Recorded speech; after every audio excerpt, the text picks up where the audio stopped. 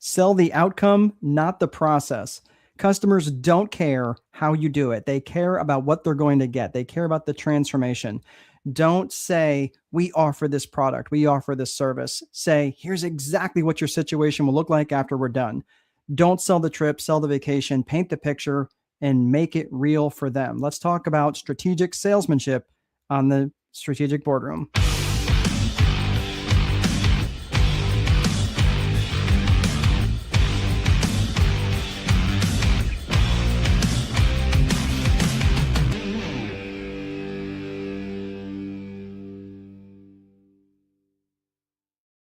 Hey, everybody. Welcome to Strategic Boardroom. It's very good to see you. We are here talking about strategic salesmanship secrets, especially if you have a local business. And this is going to be really granular for you because if you have a local business and you're getting leads but not customers, we're going to talk about how to fix it this spring. We're heading into the spring. We're getting ready to, things are warming up. And spring is when you bring in more leads. And many businesses can experience that.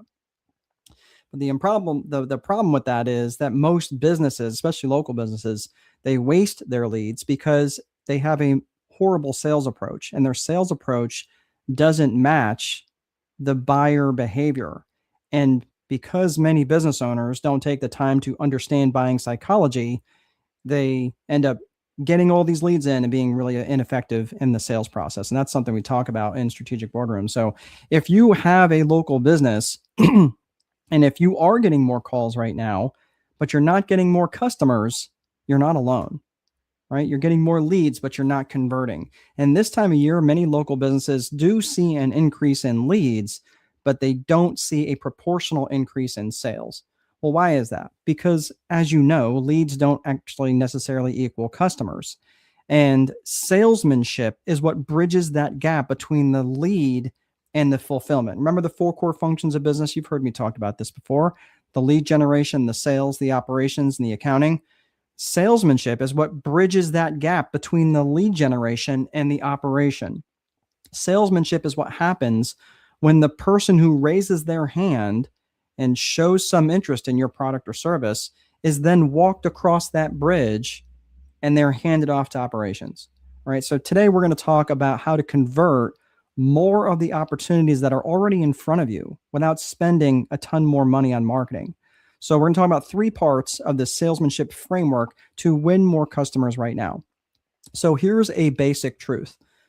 So the basic truth that you've got, and this is the basic truth that maybe you don't want to hear, is that you have to determine if you have a lead problem or if you have a conversion problem. And this is where you have KPIs. KPIs are key performance indicators, right? Or just simply metrics. You're tracking what happens, kind of like all of the numbers in baseball. You have your RBI and the base hits, and they track everything, right? They literally track everything in baseball, right? It's kind of the same thing in your business. You have to track not everything, but your key performance indicators. You have to track the number of leads that you're getting. You should be tracking something called lead source, so you know where your best leads are coming from. So if you get leads from 3 or 4 different lead sources, you know where your best leads are coming from. You know where to pour some fuel on the ones that are actually working and starve the ones that are not.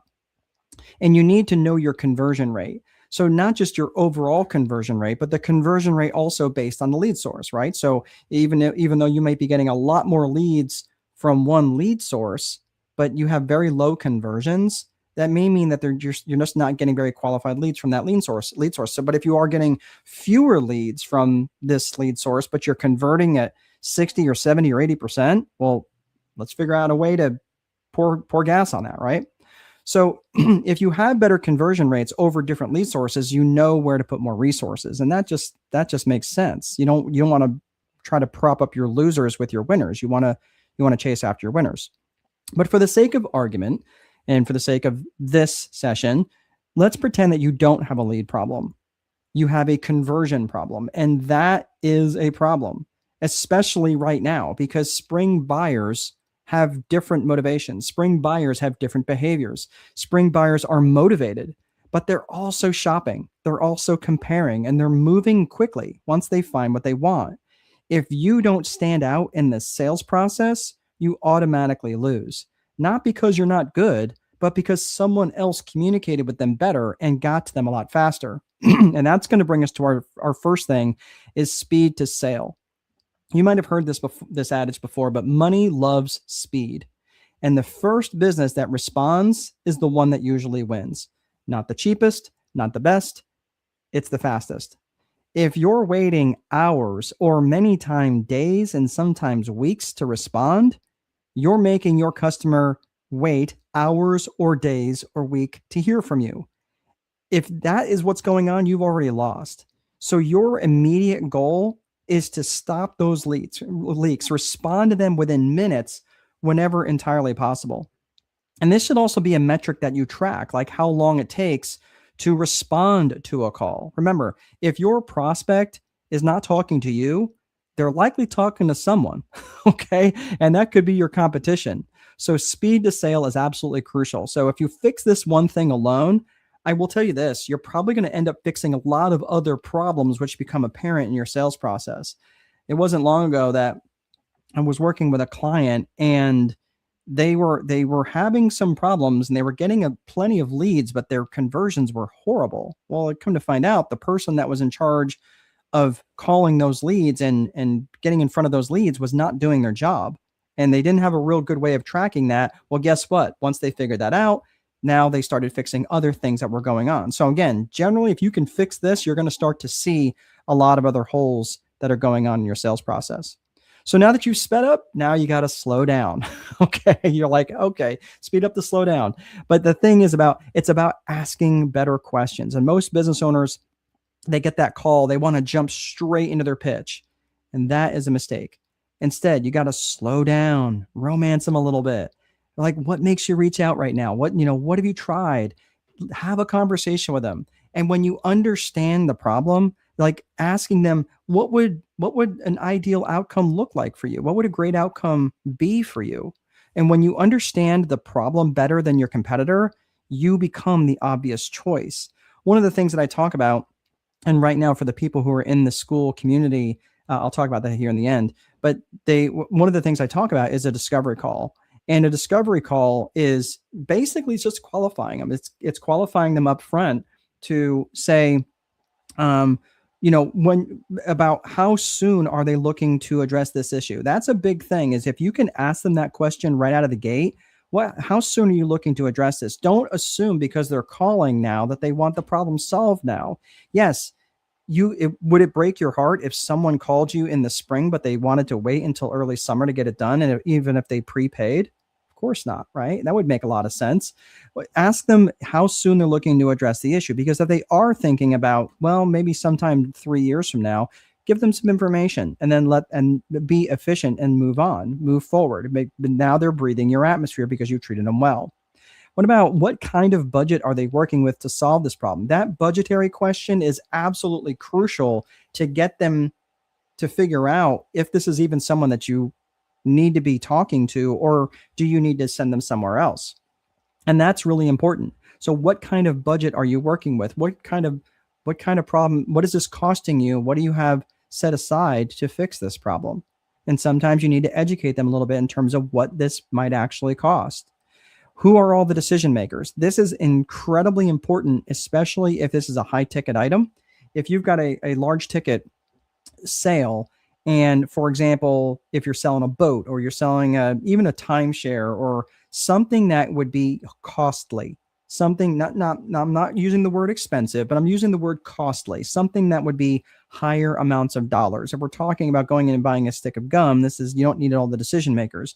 But if someone is buying a Cadillac Escalade, you might need to say, okay, who else is involved in this decision? If someone is buying a life insurance policy and it's going to be an extra $3,000 a month, who are all the decision makers that I need to be brought in here? So it's important to ask the decision makers during that discovery call, during that qualification. And this is one of my favorite questions. Have you ever worked with someone in my industry before? And the reason why this question is so powerful is because regardless of the answer, this allows you to pivot into telling them how you work and how you operate and how you can deliver their future perfect, how you can deliver that ideal outcome for them. So, have you ever worked with someone in my industry before? No, I never have. Cool. Let me tell you how I work. Have you ever worked with someone in my industry before? Yeah, actually. How did that experience go? Oh, it went great. Okay, cool. Well, let me tell you how I worked. Oh, it was horrible. Okay, well, that's a shame. Well, let me tell you how I work. Regardless of the answer, it opens it up to say, cool. Well, let me tell you how I plan to deliver this future outcome for you that's going to be ideal.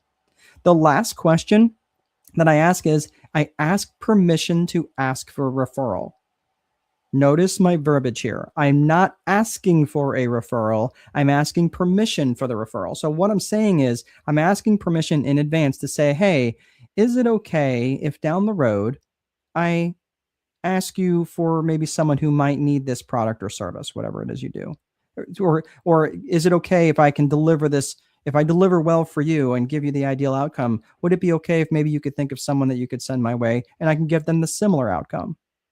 Make sense? Now, again, you got to remember to do it because it's got to be part of a checklist. But this is a great opportunity to get them thinking. And now you can precede this with, hey, I get a lot of business from referrals. Would it be okay if I asked you in the future for someone who might want the same outcome?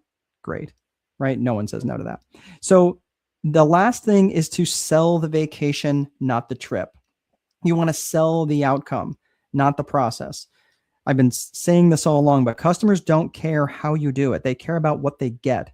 They care about the transformation on the other side. They don't care that the car has 500 horsepower. They care that it can go from 0 to 60 in 3 seconds. And that it sounds really cool when they rev the engine, right? People don't go to the store to buy a drill. They go to the store because they need a hole in the wall. Okay. So instead, for you, you don't want to say, hey, I offer this service, or hey, I offer this thing. Say, hey, here's exactly what your situation will look like after we're done. Paint the picture and then make it very real for them in their life. So here's a couple of examples. Is instead of saying, I can come and give you a quote, you're going to say, hey, I can schedule a full assessment and show you how to fix this problem permanently as you head into the summer. Okay, that's way better. It's future pacing them. That's what it's actually called, future pacing. Instead of saying we offer packages, say, okay, well, based on what you told me, here's the fastest way to get the results that you want. Big old fat check mark on that one. Okay. Instead of saying, let me know if you want to move forward. No, don't let me know. Say instead, you want to say, let's go ahead and get this scheduled so you can have this handled before things get busy. Again, you're future pacing them. This is super clear, and clarity plus confidence is what's going to equal conversions. And that is salesmanship. So if you're unclear, you're going to lose trust. If you're hesitant, you're going to lose momentum. Your job is to make the decision easy for them. And if you've got such a good offer, we talked about this yesterday, actually, but if you've got such a good offer where they're going to feel stupid to say no, that's how you know you're going to easily sell this to them. Again, because you're super, super clear, you've got really strong confidence, you know that this product or service will solve their problem. That's what's going to equal conversions. So let's put the fries in the bag on this session. First and foremost, you have got to respond faster than you normally would. If you're taking, just assume that might be a problem. So respond faster. Next, you've got to, again, ask better questions. You got to slow down, man. Slow down. Ask better questions and ask better questions than you normally do. Get inquisitive. Get very curious. Look at those 4 questions that I asked, but have conversations with them and let them tell you what it is that they need. And then the last one is, again, guide the customer to the decision, right? Sell the vacation. Don't you're not punching them in the mouth with birthday cake. Sell the vacation and let them know, like, this is exactly what you can expect on the other side. Don't sell the trip, sell the vacation. Let them know what their future perfect is going to look like when they work with you. So right now, there is a ton more opportunity in front of you than you think, but opportunity doesn't turn into revenue all by itself. Salesmanship is that bridge. So if you want help refining your sales process to convert more without working more, reach out and you can head over to, this is exactly the sort of stuff that we head over to that we discover, that we talk about in the Time Wealthy .vip. So if you'd like to head over to the school community, this is the stuff that we talk about. So This is everything I got. Again, remember, this is where you guys separate yourself. This has got to be your core philosophy. Again, your business doesn't need more leads. They just need better conversions. And this is what's going to make a big deal for you in your conversions. You probably don't need more staff. You probably just need to convert the ones that you are actually already getting. So again, if you're a business owner who's struggling in their business and you could use help with the strategy, whether it's lead generation strategy, sales strategy, head on over to timewealthy.vip and I'll meet you guys in the boardroom. Take good care.